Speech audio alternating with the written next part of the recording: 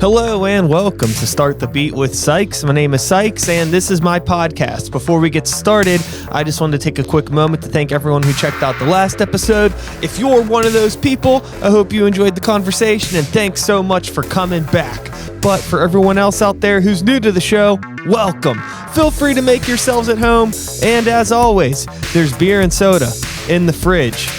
Cheers. I don't have any. Oh yeah, I do have a drink. Cheers. Okay, cool. So here's the scoop. Here's the pooper scooper. I done goofed. Your boy done did a fuck up. And I didn't record the first however many minutes of today's episode when we were recording. I don't know what happened, but I goofed up. We can all accept that sometimes things don't go the way that we planned. So today on the show, I'm hanging out with my buddies Tom and Zach from the band Howling Giant from the land of Nashville, Tennessee.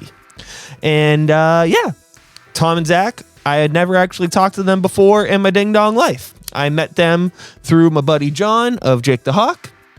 He linked us up. He said you should have them on the show.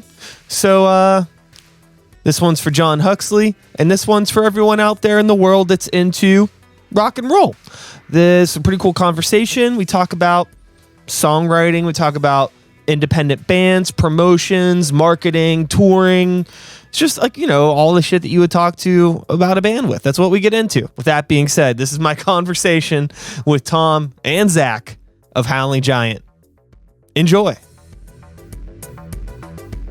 Everyone's just kind of thinking about it going like, well, I could count it this way, but also I might have been able to do that better. There's a lot of judgment. Yeah, I think that there's a really interesting thing where, you start out playing in bands, and if you get really into the more technical aspect of things, you start thinking about writing songs differently because you're wanting to approach everything from a technical aspect, and you kind of forget about having fun in terms of like writing songs. And it's almost like equivalent to a cartwheel. Like once you learn how to do a cartwheel, it's cool, but you won't want to do cartwheels all the time because you'll get sick. And I think it's really easy, like in a technical way musically, to be doing like metaphorical cartwheels. And then all of a sudden it's like, what are we doing here? This isn't fun. And like nobody wants to be around me because I'm just fucking cartwheeling all the time. Like, let's just hang out and have fun musically, metaphorically. And like you tend to attract more people in that way. It was easy to like, as we were writing songs, just overcomplicate things, like you were saying, just for the sake of overcomplicating it.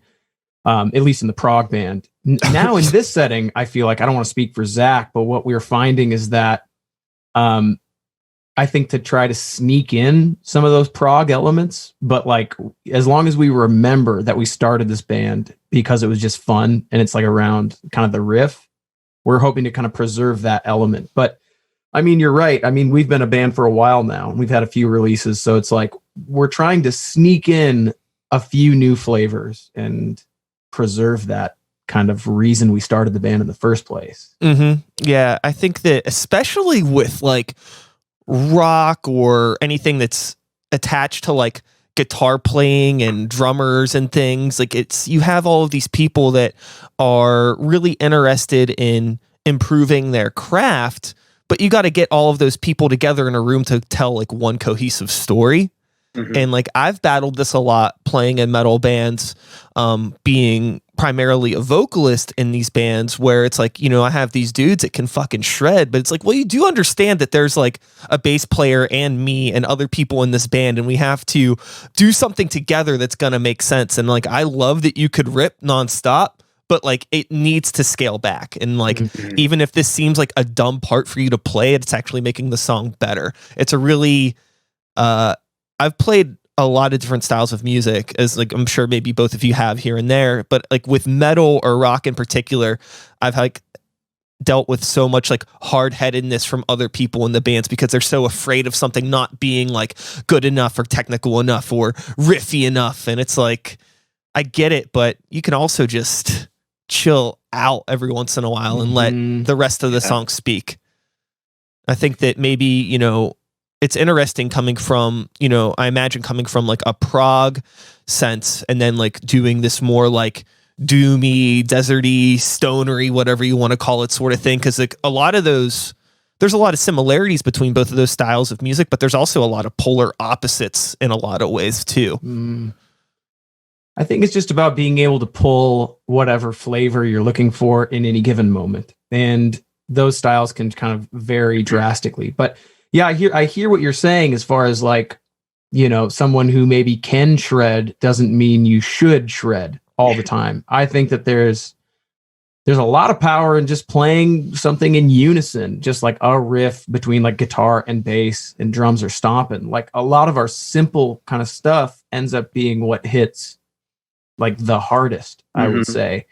And really it's just kind of about context. Like if we're playing fast or shredding or something, a lot of times it's not even that we're trying to make that part cool so much as we're trying to set up for the next section of the song when things become simplified, that it actually feels way better, if that makes sense. It's tension and release. And if it's all tension, it's not fun. But then sometimes like the desert rock, just eighth notes, kind of like dun, dun, dun, dun, dun, dun, dun, dun, dun, dun, dun, dun, dun, just cruising on that is like, why make it any more complicated than that if you don't need to, if that is serving the song, especially when you're singing vocals on top. A lot of times that kind of thing underneath is really what sets like a foundation to make the vocals sound really nice. It's because you have that slab of just constant kind of trucking, Yeah.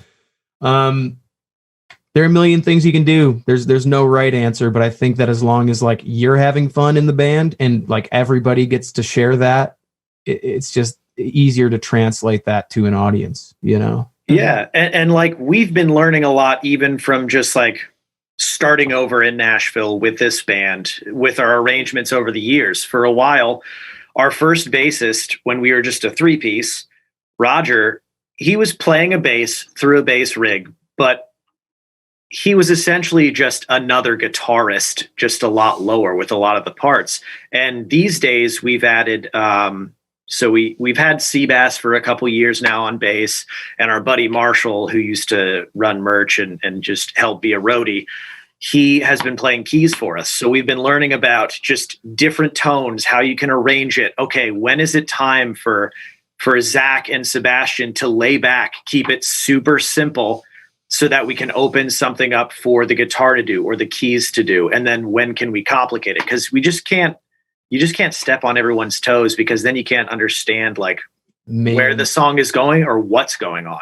That's almost the harder thing sometimes, is not even on the songwriting side of it, but like in the tones that you create to be able to share a space, like in regards to the EQ and the type of tones that you're doing, like knowing your role, like you said, Zach, knowing when to step up and when to kind of sit back.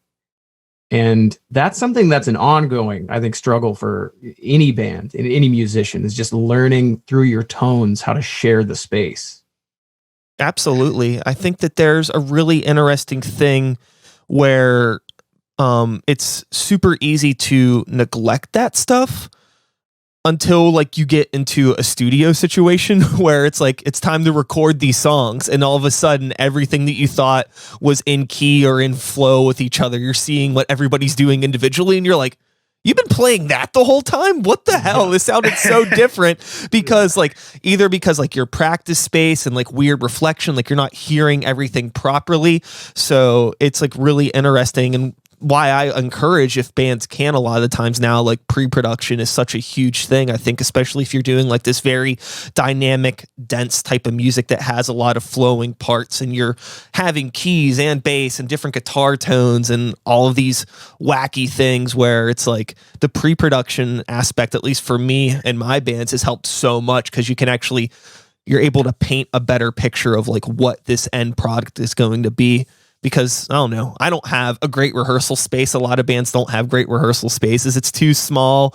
The power's messed up. It's, it's not the best. But, in terms of you guys and writing songs over the course of the band's history, just as Howling Giant, have you found that like the studio process and taking the songs to the studio has changed the songs a lot? Do you find that you're like into a lot of studio trickery and production stuff, or are you more of like a just record it as quick as we can, more like punk ethos, like fuck it, it is what it is? Because there's like two different ways to be a band these days. I feel like we've done both. Like, we're still evolving in that way. You know, I mean, Zach, I'm sure you want to talk about this a bit too, because we've been talking about that a lot lately amongst ourselves. But pre-production is something that we are honestly like just now finally starting to do. We never used to do that. And like you said, there are a lot of things that turned out, I think, very different, you know, when we actually record it than we imagined. But that doesn't mean it was bad. No. Like, it was still like turned out really cool. But a lot of times it was hard to almost know, you know, what you were getting until you tracked. Yeah, absolutely. I mean, we've gone through a journey between the arrangements, the way we record from every EP. Like, starting with the Howling Giant EP, that was Tom's bedroom. So like live, just the three of us. My wife records and mixes us. So we just set up, you know, I think it was just 16 channel interface or whatever it was, the Sapphire back then, into a MacBook Pro. And she sat just on Tom's bed while the rest of us were just spread out through the room. And we went from that to where we were lucky enough to be picked for the Converse when they were doing the Rubber Tracks thing. They would bring bands into different studios. So we did Black Hole Space Wizard Part 1, all the instrumental stuff up in Converse's studio up in Boston. So that was like the first studio experience for the band, where we had to go, we're prepping songs, we're going into the studio, we have 2 or 3 days or whatever it was, we need to go and figure it out. And that was fun, but that was a weird experience too. That was like, as a guitar player, very out of my element, using amps that I wasn't used to be doing. And again, we were on a tight timeline. They basically said, like, we want to fly you out to do this thing. Here's the space. However, this is your allotted time. This is the gear that we have. My buddy broke the headstock of my Les Paul like right before we got on the plane. Like, it was my bad. I like to blame him, but it was really on me. I like leaned the guitar for a second on like the back of his car, and I was going to get my amp, and he was playing this goof, like, it's time to go, guys, and start backing up, even though my guitar, and it's just like, you know, he didn't run over my guitar per se, but just knocked it over. Yeah. So we're like on our way to the airport, and the headstock of my 86 Les Paul was snapped.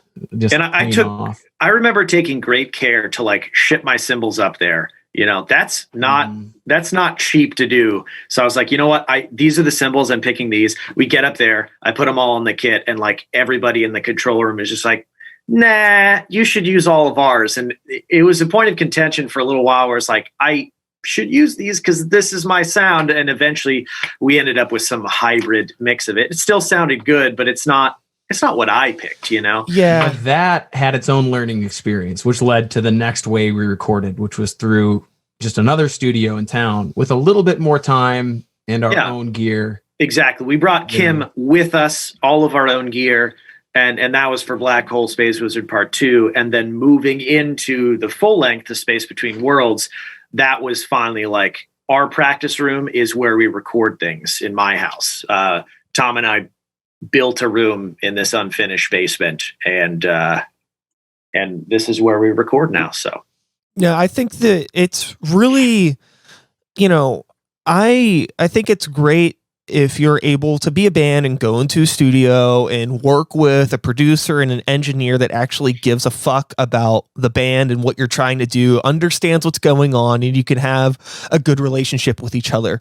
But I've been in situations where, I mean, I haven't been picked by Converse to go record something in a day, but situations where I'm recording something quick out of my control with people that are like, they don't care. Like, they're happy to record, but they're like, whatever.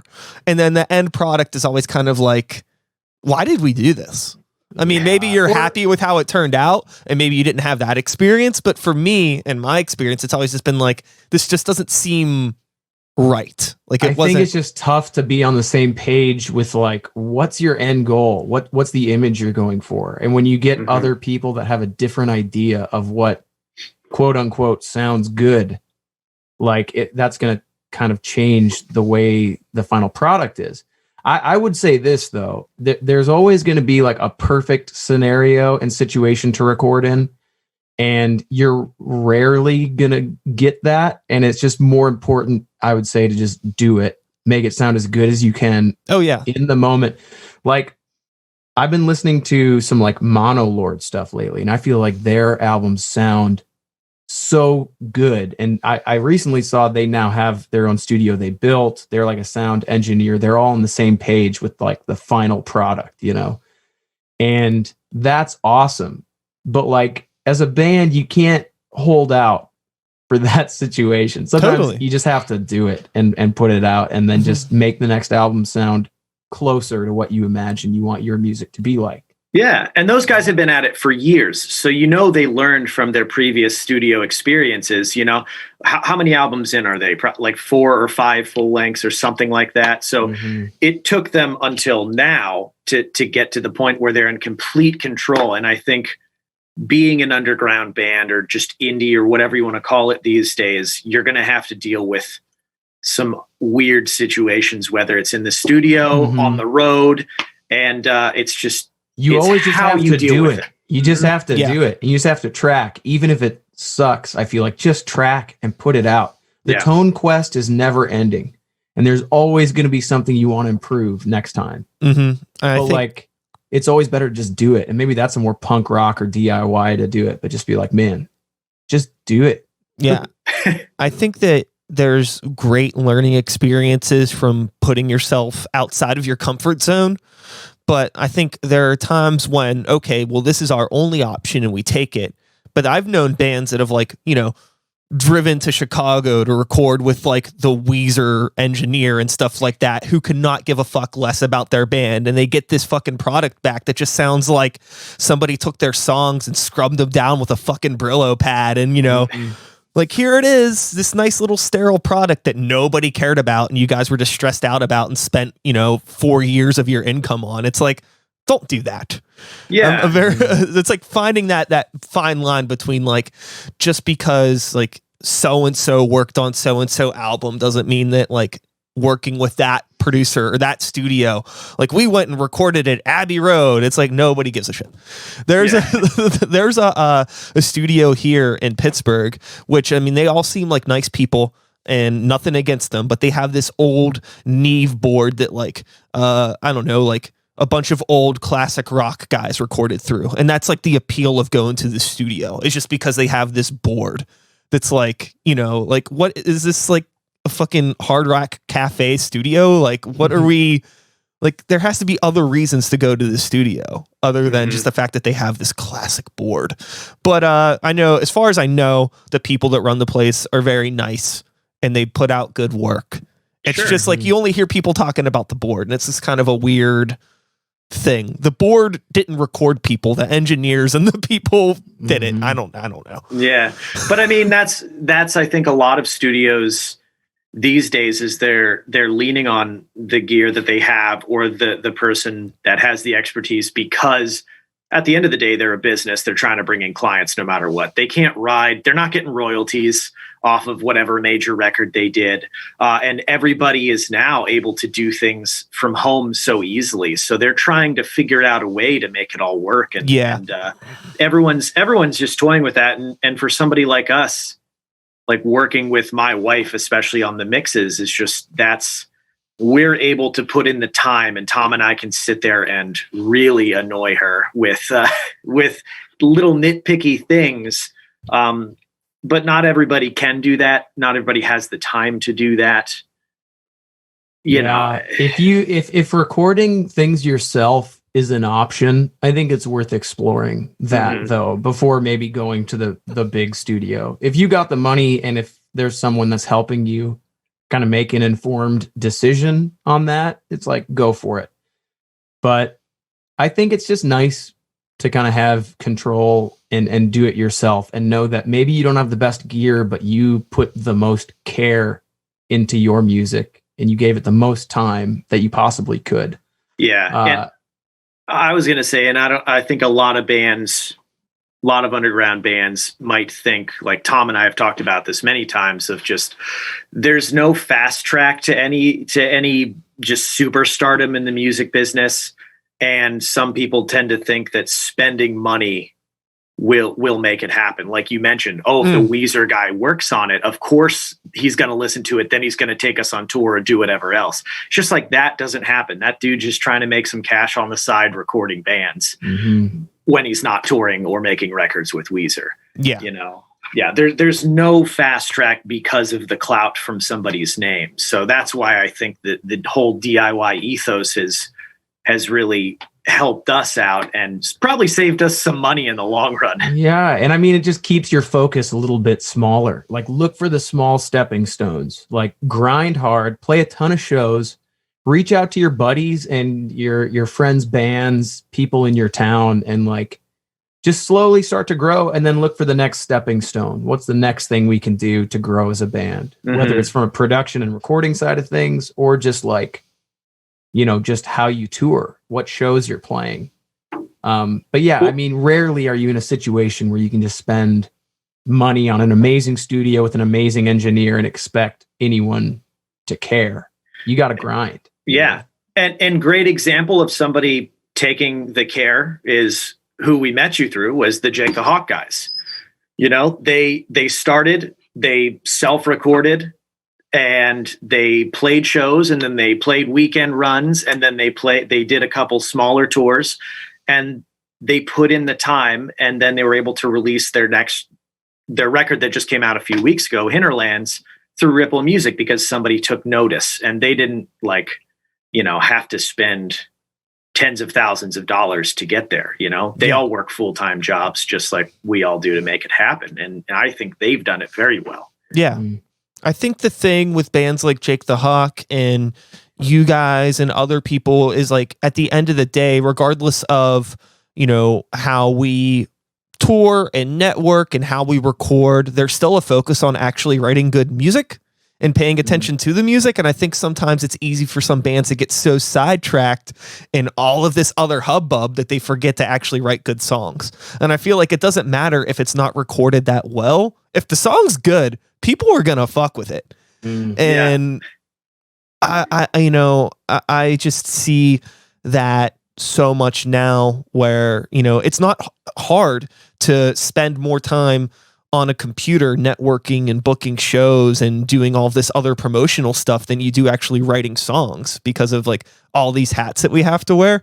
So it's like balancing that time. I think it's usually pretty helpful. And maybe you guys have this with Howling Giant, is like, if everybody in the band kind of assumes like different little roles to help out, instead of just like, well, I'm the bass player and all I do is play bass and I'm just the drummer and whatever. How is like the teamwork element of Howling Giant outside of just writing music and being in a band? I mean, there are a lot, like you said, there are a lot of different roles you need to be able to like do as a band. And I'm sure everyone has their own way of doing it. We kind of delegate some jobs, but more often than not, I feel like, me and Zach get together probably the most because we have the most time. But I mean, Seabass and Marshall are always on call. And I think Zach, you're usually the best at getting back and doing a lot of the stuff on, like, as far as emails go, stuff like that. But I think that making the time to meet up and talk about things as a full band, as far as like, what do you need to get done? It's easy to be neurotic as a band when you have so many million different things you need to be like paying attention to. Yeah. Including the songwriting, the recording, the marketing, PR, social media these days. Like that's the one that always gets us, is I never feel like we're doing great. And it's hard to feel like you're doing well with social media, because it's hard for me to just be like, to put something up. It's like, does anyone actually care about this thing? Why are we doing it? And we're always back and forth on that sort of thing. All of our roles constantly shift in the band. The big thing though is just touching base. Like, I call Zach like every day. It's or vice versa. I'm just like, what's going on today? Did you see this email? Did I see that email? What's happening? What do we need to get done today that can just make us one step like further towards, whatever your goal is. So, I mean, like you said, obviously there are a lot of different ways to do it. Some bands can really delegate, like, my job specifically is this, your job specifically is that. I think as long as you're just communicating and like talking like every day, and everyone's flexible in some way. If I have extra time during the day, I'm going to do the task that needs to be done because maybe Sebastian has been at work all day and is just completely exhausted. I shouldn't expect him to like come and do the same amount of work if he doesn't have the same amount of time. But we all put in the work together, especially when we get, we're practicing twice a week. We're doing all of our streams as well. So we've been on Twitch quite a bit. So, I mean, we all put in a good chunk of time. We're constantly texting and everyone's very flexible with their schedules. So that's just, I think that's the key to balance there. Mm-hmm.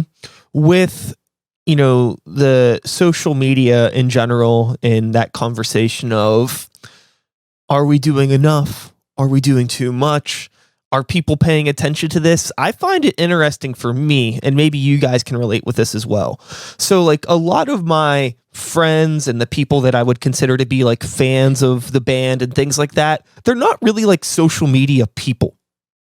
Mm-hmm. So it's like, how do you market to a demographic that really isn't using these tools? It's strange. It's like, I'm not a 19-year-old SoundCloud rapper with a TikTok account that could probably really utilize this platform to do something big. It's like, all of my friends are in their 30s and like they just kind of want to see a dumb like Rigs of Dad meme or some shit. Like that's all they care about. Yeah. That's all they care about. So it's like, sure, I could probably post something like once a week about the band, and that's probably more than enough. I don't think I need to do like all of this extracurricular stuff, but it's still fun to do it. I find like there's ways to have fun with social media and it doesn't have to feel like such a hellscape or that like you're contributing to some sort of like toxic social experiment. I think there's fun ways to do it with like Twitch, which is a good, we can like segue into that just real quick because you guys have been doing that a lot. That's actually how I found out about you guys, was through one of the Twitch streams via Jake the Hawk. Oh, Sweet. Yeah. Dude, Twitch has been fun, man. And I think that the same, what I'm about to say applies to Twitch and I think social media. And that's that, like, you kind of just have to have like fun with it as much as you can. Keep your expectations low. And again, you just kind of got to do it.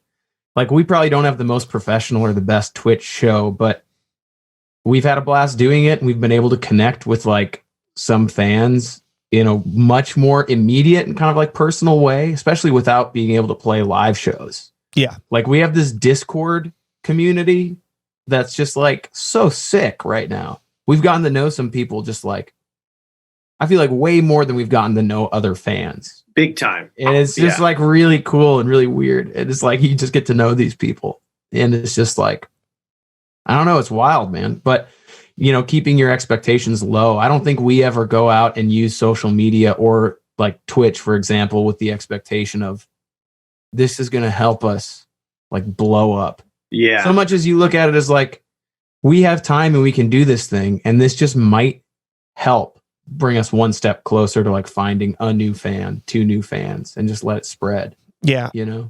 For us, it's just the updates, giving people updates so they know what's going on. If we have a record coming up, we struggle with things being too much of an advertisement sometimes. And it's just like, all the social media gurus, they'll tell a band like, hey, let them into your personal life and all this other stuff. And we try to do that and struggle with that balance. But that's been so much easier through Twitch, I feel like, because we're talking with these people through Twitch and Discord, not worrying about an algorithm. We're connecting directly and having conversations with people. And even if it's a smaller group of people, it's like they want to see what you're doing. We do a Dungeons and Dragons episode on our Twitch streams. And like, we know that's not like good. You're not going to blow up from playing Dungeons and Dragons on the internet with your boys. Yeah. But it's like, man, it's fun though. And some of our fans and people we've gotten to know just want to tune in and see what you're up to. More than anything, I feel like it's just a way to be like, hey, for anyone who's like interested in keeping an eye on it, like, we're still doing stuff. Like, even though we're in this kind of lull pandemic sort of period, it's like, we're still trying to push as best we can. And we're still getting together, working on stuff. and this Sure. is what we're up to. You know? Sure. A business type may say you're keeping the brand market, the brand visibility alive. That's what I'm talking Brand about. recognition. Yeah. I'm talking about. Yeah. I think that there's an interesting thing about the concept. This isn't too dissimilar from my thoughts on how I interact with social media and my expectations, because I feel that the people that my core audience isn't really like a social media type of crowd, right? But also the concept of like blowing up. It's like understanding like what I do musically and like what you guys do musically to some extent is a little niche. This isn't like the most popular thing in the world. So it's like there's already kind of like not necessarily a ceiling, but definitely a much smaller pool of eyes that are going to give a fuck about what we're doing in general versus another style of music. So, if I do, like if we put out a music video and maybe it only gets a few thousand hits versus like a band that maybe gets like tens of thousands of hits, I'm like, the fact that a few thousand people watch this is bananas to me. That's big time. And I mean, it just forces you to look like, dude, just what are your motivations as a band? We play in this music, like you said, not to blow up. We're not going to reach 1 million people, but why do you do it? Because I don't know, that's the music that we have fun playing. And if you get 1,000 people to watch your video, it's like those 1,000 people might be just so stoked to see what you're doing. And that goes way further, in my opinion, than just having like a giant net that gets, Yeah. Well, in the subgenre field, if you want to call it that, like the fandom is not quite as fleeting as popular music.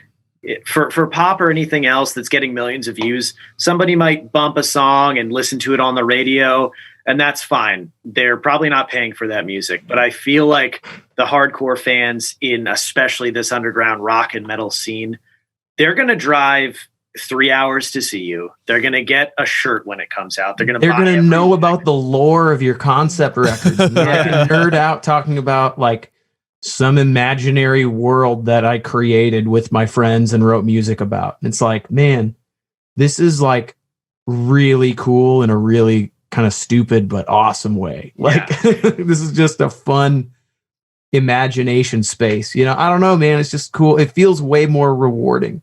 And I think as long as that's your motivation, it's like, dude, that's going to keep you going, and that's going to make it feel more successful when anything you do gets done.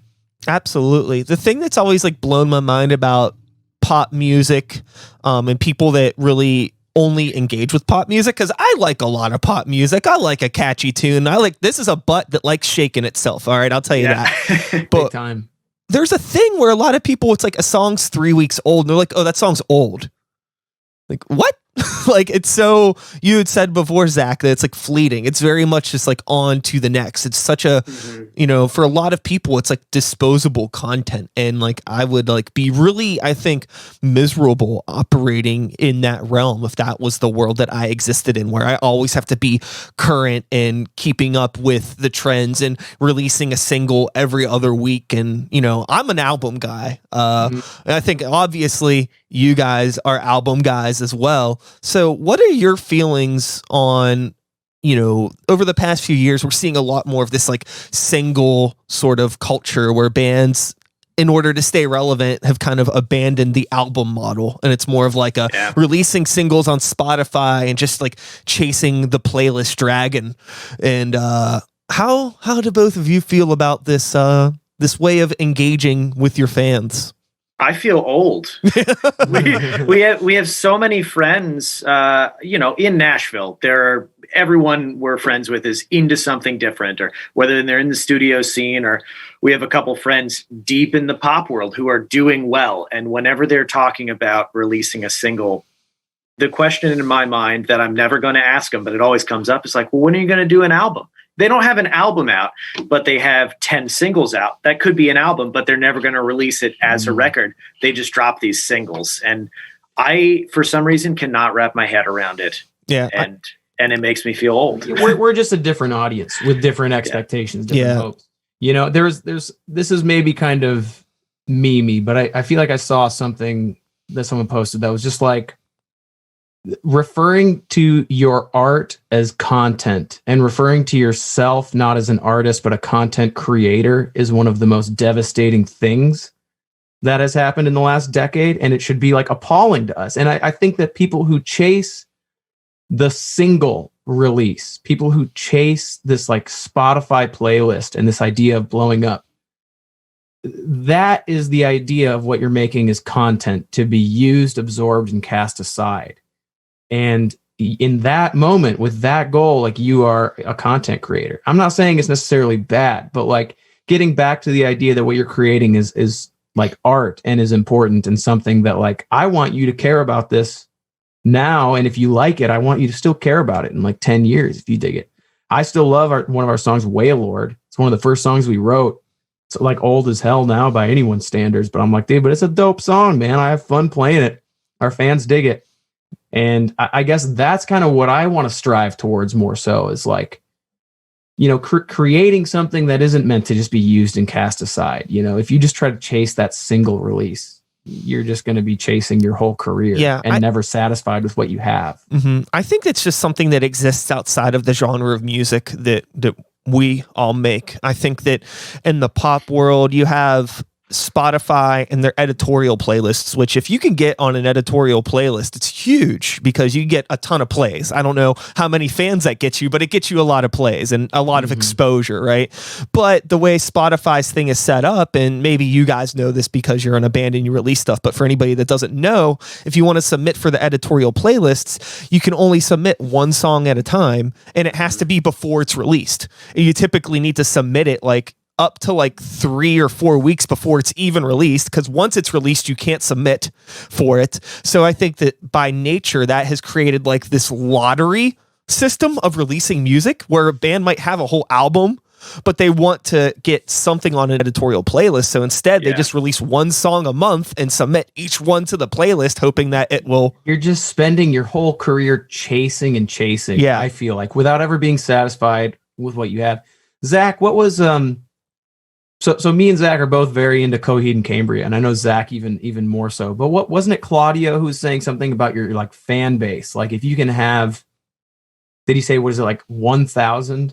Oh, well, that's an article from years back, but they reference it quite a bit. And 1,000 true fans are what you need in order to make your living as an artist. And they're defining a true fan as somebody who buys every record of the merch items you release, like purchases one every 3, will drive up to 50 miles to see you. It's kind of what we were saying earlier with meeting some of our hardcore people. Is someone if you have who's actually stoked and invested in you as a band beyond just like, what's the latest like single, you know? Sure. And that's something where even though, you know, we do, like you said, we play in a more niche kind of genre.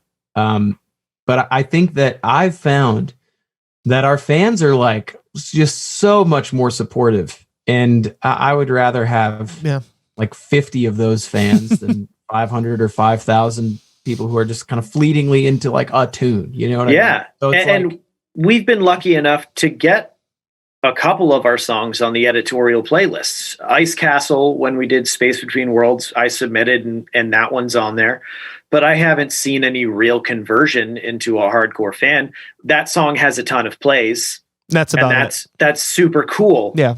And then we get our, you know, quarterly check from Spotify, and it's like, cool, 100,000 plays. Here's your $20. Cheers. Sure. And you know, I haven't seen a ton of conversion of, I heard this on Spotify, I know everything you do now, versus Bandcamp, which has become the bread and butter for everybody. Bandcamp is so big time. There's direct conversion. You have not playlist curators, but just like the fan collections where people follow other people because of what they like on Bandcamp.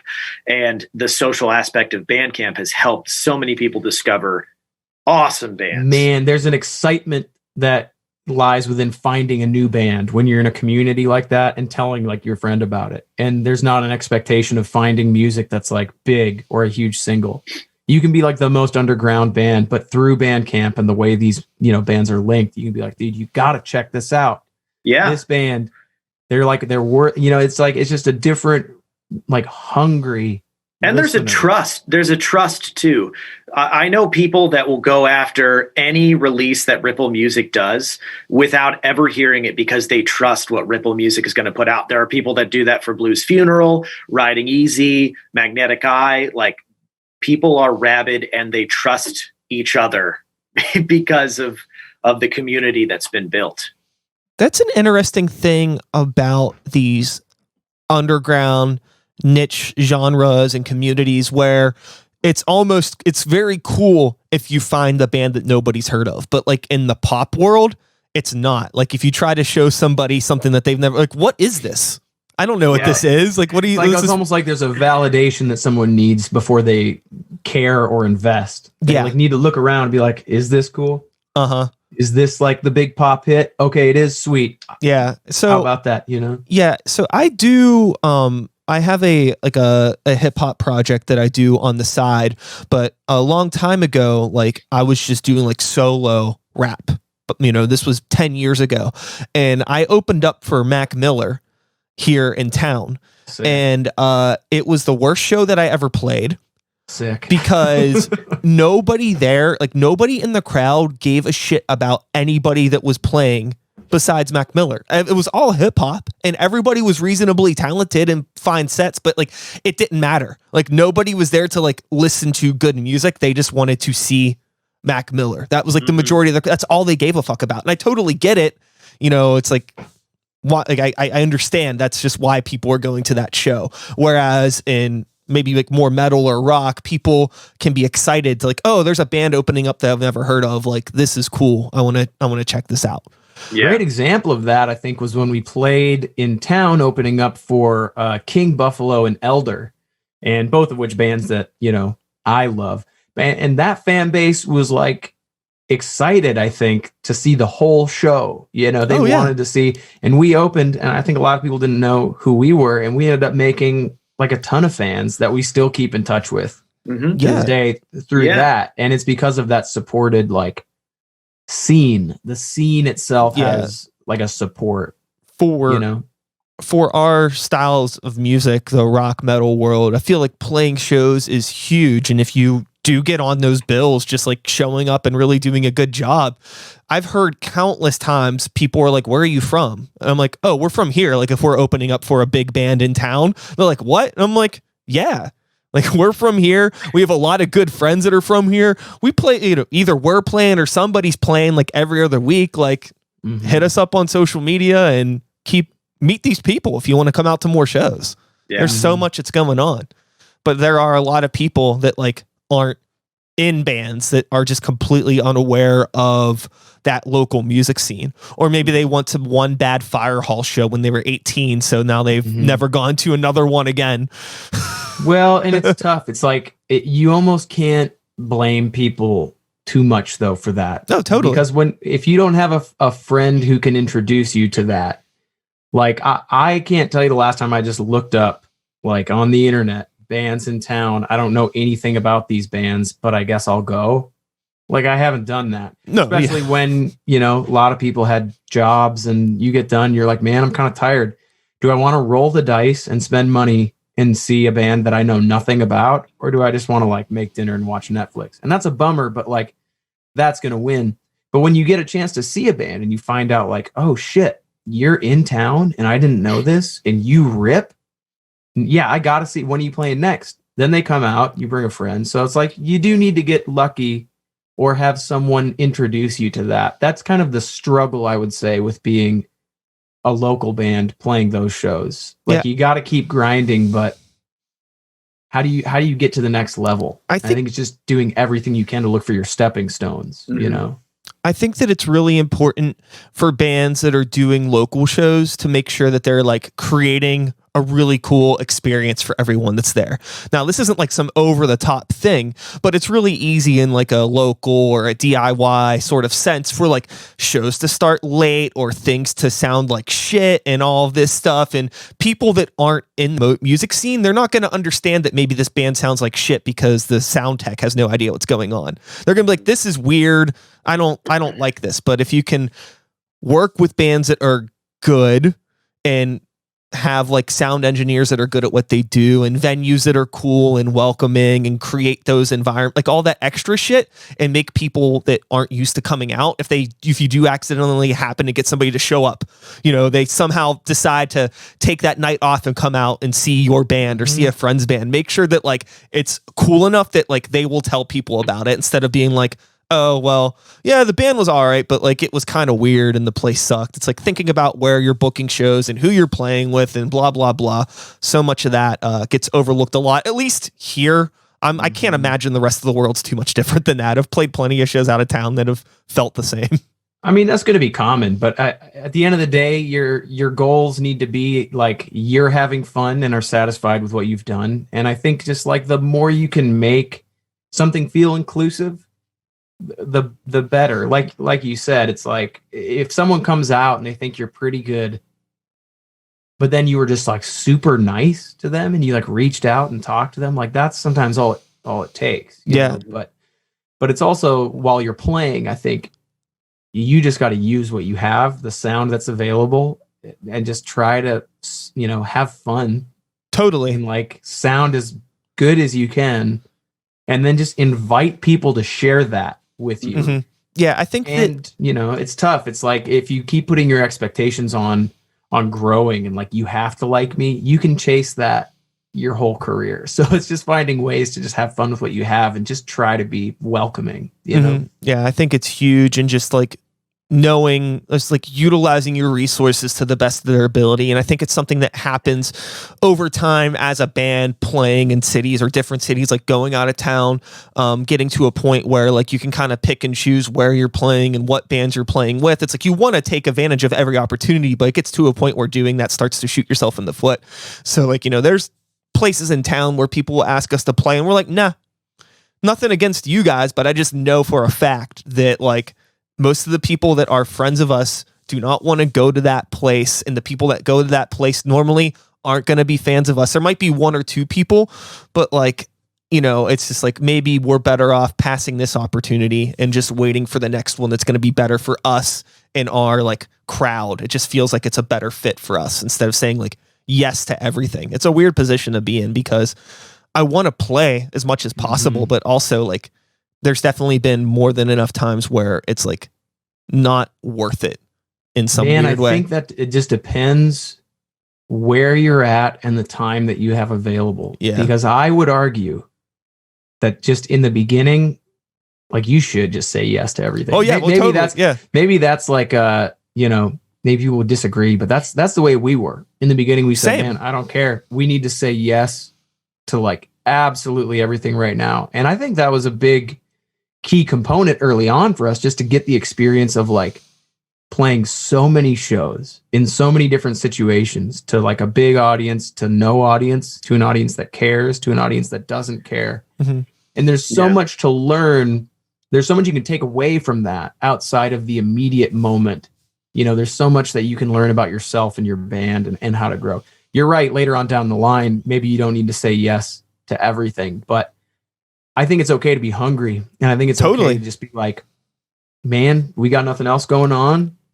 You guys want to play this show? Maybe we get lucky and make one new fan that's going to just buy every record, Yeah. It's like that happens sometimes. It's hard. There's definitely a gamble. And it's like, I think it's great to be hungry, but also being mindful of your diet, I suppose, the metaphorical diet. What are we really eating here?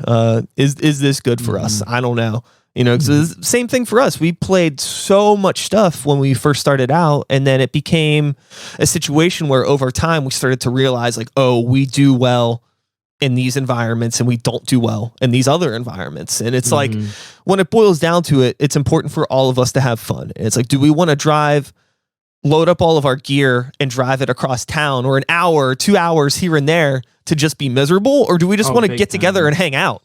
Yeah, if it's gonna like suck for you to do that, then it's like maybe don't do it. It gets to a point too where it's like, we start booking shows. It's like, oh, let's book something that'd be cool to see everybody. And it's like, how about we just like get everybody to go hang out somewhere? Do we need to subject all of our friends to our set again? Like if they want to watch us, you should. Man, I don't know. It's every tough. once in a while, man. I just want to hang out. Like, I feel like, when you're doing nothing but playing shows all the time, you kind of miss that. Like, you could connect with people, but it's really hard to actually like sit down and just have a few beers with some people if you're like loading in and loading out and watching bands and doing all this stuff. It's like I want a mix of the both. Mm-hmm. I feel you, but there's just such a strong part of me that wants to maybe play devil's advocate in this moment. No, do it. Please. Please. I just feel like it was so important for us to say yes to everything, even shows that were not fun, but we were like, we have to do this. And when people in town saw that we were playing like every show and we brought like a solid set to every show, we played our heart out at every single one. That's what got us to the next point of like, okay, well, when someone comes to town, do you guys want to open? Because, I see that you guys are playing a ton. I've been at those shows. You guys sound great. Like, I want you on it. We've had some friends that are in amazing bands that were very careful about what shows they chose to play. And they played some sick shows, but ultimately like kind of stopped getting the opportunity. People came to us because they knew we say yes. When there's an opportunity, if the alternative is that I stay at home or just like hang out, to just have fun. I mean, that's great, but there's a workaholic tendency that I think has existed for Howling Giant since day one. And that's that if there's an opportunity to play a show, to riff and to reach out to maybe one person, we would do it. And that created, I think, just like, it was stressful, but it created this foundation for a strong work ethic that we still use today. So there's a part of me that says like, you should say yes to everything, in my opinion, up to a point, until it's getting in the way of your songwriting, until it's getting in the way of your ability to record or go on tour or play big shows. Like, I think there's an element of just do it and see what happens. And you might reach someone new that really sticks with you for the long haul. Which is how we kind of got into touring as well. Is, we had zero experience. We'd do a couple weekends of like 2 shows. And then we just decided, we need to just try this. That first tour, it was a shit tour. It was awful. But as soon as we got back, we were like, all right, time to play in the next one. We learned so much from that. And people started reaching out saying, oh, damn, I didn't know you guys were mobile. Like, I didn't know you guys toured. I see you guys did this tour. Do you want to play our festival up in New England? And we're like, yeah, we do want to do that. Now let's just fill out everything in between. And it feels like a small thing, but it's something you can build on. Mm-hmm. And when someone sees you doing those tours, they want to invite you to these festivals. When someone sees you playing a ton of shows, they know you're an incredibly active band. And they're going to start reaching out to you. Yeah. That's not a one size fits all for all bands. That's just how we did it. Mm-hmm.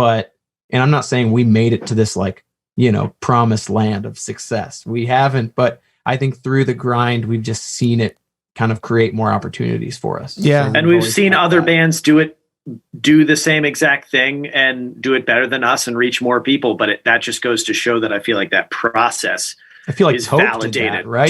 Toke was touring a ton early on, and I mean, I don't know their history that well, but my understanding is that it took them a while. Then there was a certain threshold they got to where things just started exponentially becoming more better and better opportunities, I guess, for them. And it's through that grind, and that's what's tough, is to keep kind of high spirits and to find the fun in it, even when it's a shitty situation. Yeah, that's something we learned from that first tour that maybe wasn't so great. Is we got there and we were like, man, this is like, how can we still have fun here? You know, when no one showed up, when the other bands on the bill are like weird as hell, the sound is awful. Like, how can we still have fun? And you start to find ways, and you're like, man, you start to find things you can take away from it, and it's like, I don't know, searching for positivity is, you just got to do it, man. It's weird. It's like, in order to put yourself into that position, to put yourself out there, go on the road, play all those shitty shows, there's this part of you that has to care about nothing but the band, right?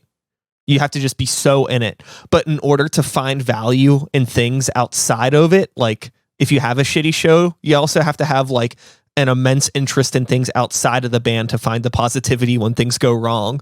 So it's like this yin and yang of, well, this show sucked, but at least we learned like what it's like being in the van together for this long. We've learned what it's like, what this town is like. Like maybe we met somebody at this show that's in a band that was like, yo, like you guys are really good, and my band plays this other club that's way better. Next time you come through, hit me up. Yeah. All that sort of stuff happens.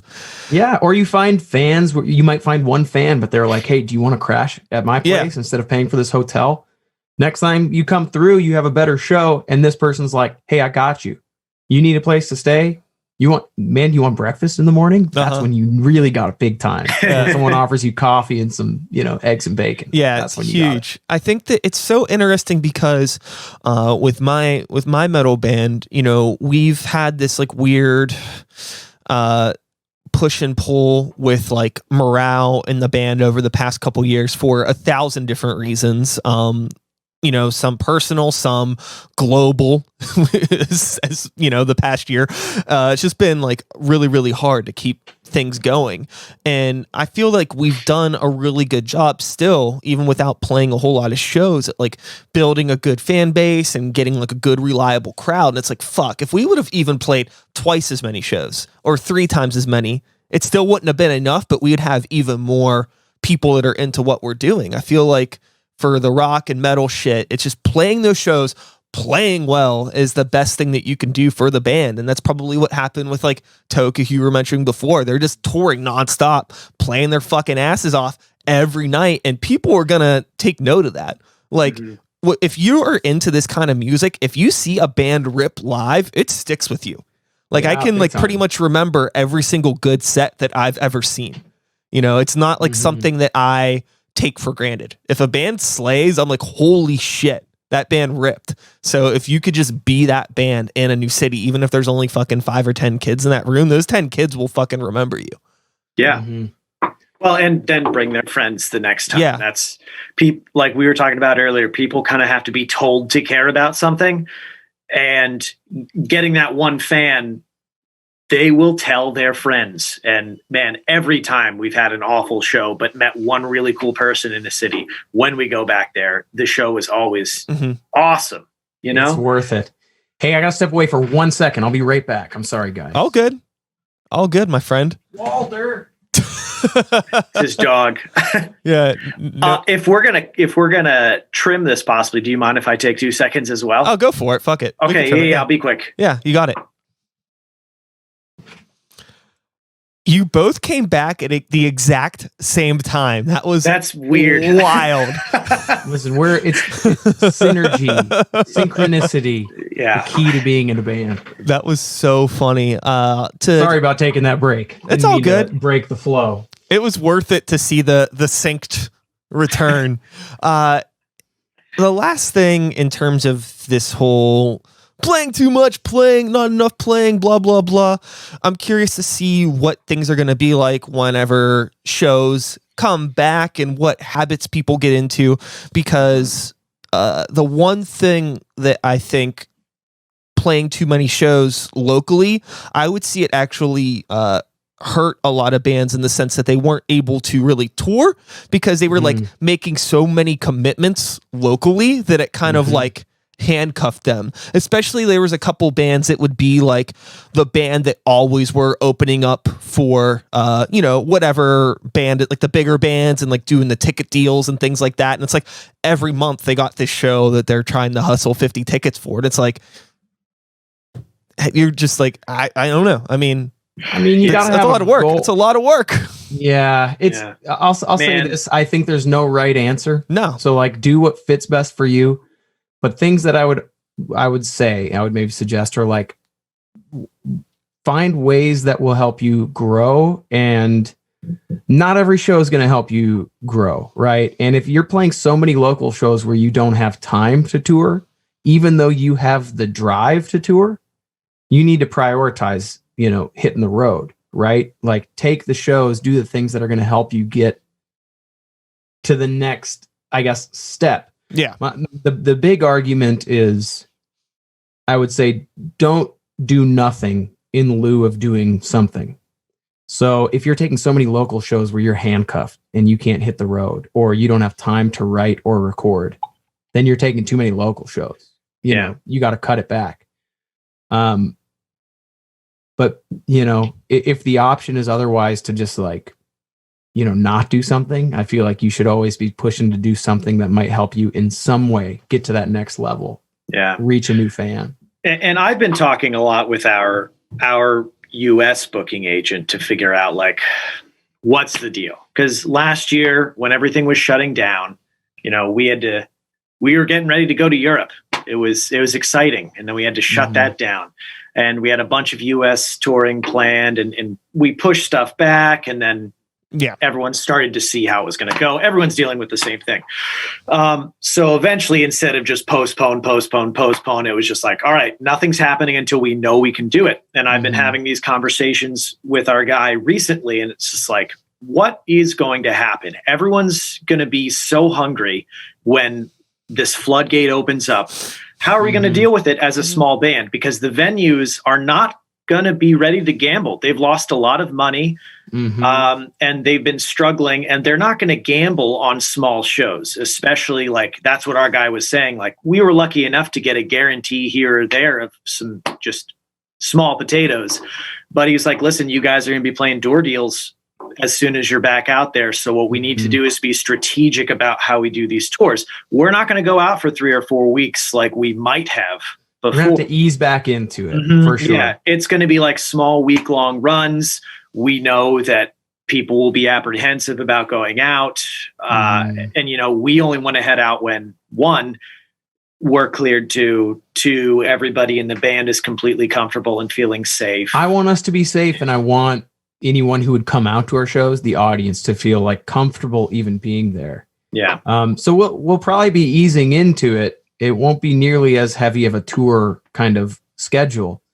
But I think that's where like the Twitch stuff we've been doing is really coming into play. It's like finding ways to be productive, even if we're not on the road playing a real show, you know, just go live, touch base with the audience you have, or like double down and just keep recording, you know? Yeah. I guess it's just staying as busy as you possibly can. Kind of. Yeah. We've been pretty much like not really rehearsing as much as we have been writing, but now it's getting to a point where it's like, well, do we remember how to play these old songs? Yeah, I think half. You got to like keep it. It's like, but like for me, I have a hard time just like playing the set over and over again when it's like we might not be playing a show for another 8 months. I'm like, this is just like bumming me out in a weird way. I'd rather just like work on new stuff, but you also don't want to get rusty. Yeah, man, I think there's plenty of time to like shake the dust off. You know, if now is the time for writing, I see that as like, dude, that's a good use of your time. That's productive, and now's a perfect time to do it. I mean, I've forgotten. You can ask Zach, and our Twitch community kind of razzes me for it, but I've forgotten so many of our own songs. You know, it's like I just can't remember how I played this. But that's fine. You know, is what it is. You can relearn those if you got time to write something new, and if that's where your excitement is coming into play, is like that's what you want to focus on. That's perfect. You know, just do it. Totally. Just keep writing. Hell yeah. So before we wrap everything up here, because we've hit an hour, and while I'm happy to talk with both of you as long as possible, the world has other things to do. They have songs to write. They have you know, social media posts to create. They have places to be, people to talk to, playlists to pitch and get on. I got a single to write. Okay. Yeah. Totally. We have ticks to talk. That's right. And whatnot. So did we get a TikTok? We don't have a TikTok. We can talk about that later. Our label's trying to tell us to do it, and I was like, I can't handle this right now, man. Nah, man. Yeah, I don't know. Me personally, I think it's a fun app. I've seen a lot of entertaining things on there. I just don't think it's for me creatively. I feel like there's no way to be on that app and not be a content creator. Like I don't think you can really be an artist on TikTok. It's just a different mindset. My neighbor actually, she does mortuary stuff, and she has a TikTok that's like huge. Like she's had like people from that Riverdale TV show follow her and shit. She's like hundreds of thousands of followers. It's gigantic, like a very, very big deal. She was just in the paper and stuff about it. So all the power to her. But it's like the amount of time that she puts into like making all of the videos and everything. It's cool. It's as much time that we would spend like making a music video. She puts into like making like, you know, a 15-second or minute long clip for TikTok. And it's like, well, I'm glad that you have this for you. But for me, it's like that I don't want to be a TikToker. I want to be, I'm a guy, I'm a music guy. And maybe there's a way for some people to do both, but I just don't see it realistically happening for me. At least, I don't know. I don't know if we'll dive in on that anytime soon, you know? Yeah. It's no shade being thrown. Yeah. If that's what you're about, go for it. And if you have fun doing that, and if you have fun creating content, you know, I don't mean to like always cast that in a negative light, but it's just not necessarily what we do. And so that's great. If you're a TikToker, go for it. I don't know if that's our bag though. I have this like irrational fear. Maybe it's not irrational, but I hate the concept of potentially blowing up off of something that like I don't really want to do. Like what if I made a TikTok and it got really big? And now I'm like, okay, this is cool. Like I have a really big fan base on TikTok, but none of them really care about my music or the things that I'm passionate about. They just like these goofy videos that I'm doing. And now all of a sudden I'm a goofy video creator. I'm no longer the dude in a band. And it's like, how do I balance that out? A different version of that happens with bands, I feel like, is covers. When you become known as the cover guy, you know. Now, I feel like I'm worrying about that. We did a cover of Rooster for the keep getting asked to do covers, and we keep saying yes. and then, like, that's our top played song on all the digital services right now. I'm like, that's awesome. But did you listen to the other stuff? Yeah. I'll say this, though. We just do what's going to be fun for us. So even if people really like the cover, that's great. And if you found us because of that, that's great. But we're going to keep writing our own music, and hopefully at some point you're going to check that out. Like we're always going to prioritize writing our own music over learning covers and being a cover band, you know. But if we got time to do it, sure, why not? We'll do another one for you. It's interesting if you think about you know, like the 60s, 70s, and even some of the 80s, how much more common it was for very popular bands to just do covers. Like it wasn't uncommon for half of an album to be cover songs. And over the course of time, that's almost been completely washed away, where, you know, it's a band might have a cover song on an album, but it's like, you know, the bonus track, which is cool.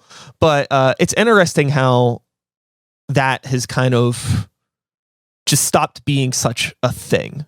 I don't know. Yeah. I mean, I feel like people have taken it to a different level now with the internet and everything else, especially YouTube cover musicians. That is like, think of somebody like the Dirty Loops or any of that. That's their whole identity, is they're the cover guys. The whole interest behind covering a song, I guess, has changed. When you can go see it somewhere else, why do you want to buy it on a record? Or I don't know. Everyone's interests have changed. Like we said, the fandom is fleeting. So it's easier to find music these days. So maybe that's why all the old bands did it covers. Like, we respect this artist. Maybe people don't know about this artist. We can show people through our record. Yeah. But I mean, it's just hard to say. Yeah. There's no right or wrong answer. Just rock and have fun. Write good songs. There's no clear path to getting to the next point. That's really the big thing. There's no like right way to do it. So don't spend too much time trying to chase something. Yeah. Like, none of this is like a clear path. It's like so much of it really just hinges on other people giving a shit. Actually, all of it hinges on other people giving a shit, to be completely honest. So it's like, and you can't, how do you, without the introduction of hypnosis and mind control, it's pretty much just left to the wind of people's feelings towards you. I don't know. So the best you could do is just make sure you're representing yourself accurately and genuinely in a way that you want other people to see you. And if people fuck with your energy, hopefully they'll decide to invest in it. There you go. Yeah. That's it right there. The meaning of life. Rock and roll solved. Done. Well, shit. I would say this has been a good chat, guys. Thank you so much for taking time out of your afternoon to converse with your boy today. Hopefully I'll get to see you rock out one of these days, either here or there or in between somewhere in the world. Who knows?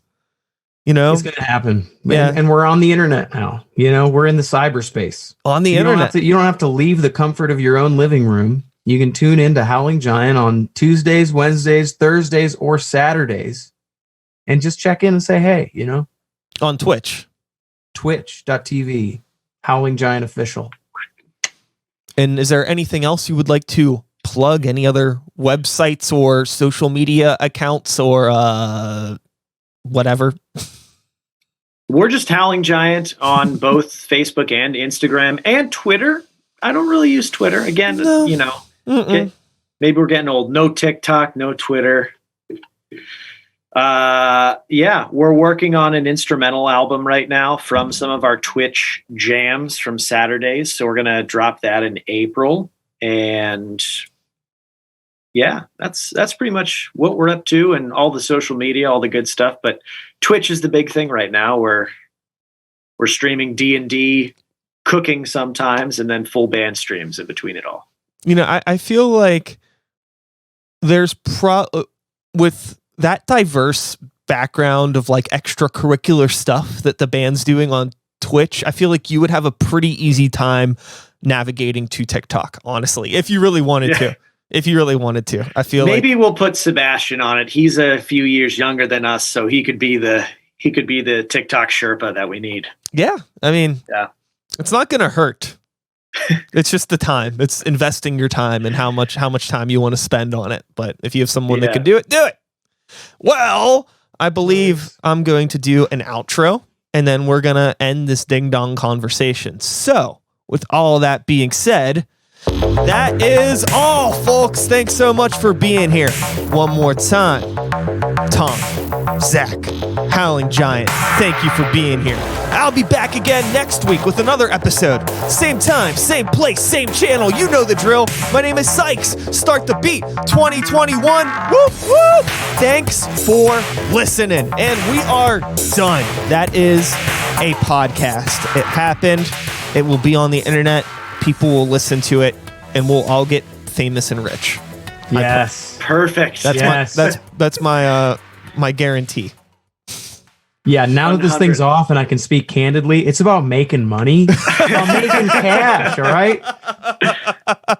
Hell yeah, dudes. Fast track me to the stacks, my guy. Shit. All right, cool. Well, that's about it. Thanks again, guys. Have a good day, and I'll see you all somewhere at some point in time.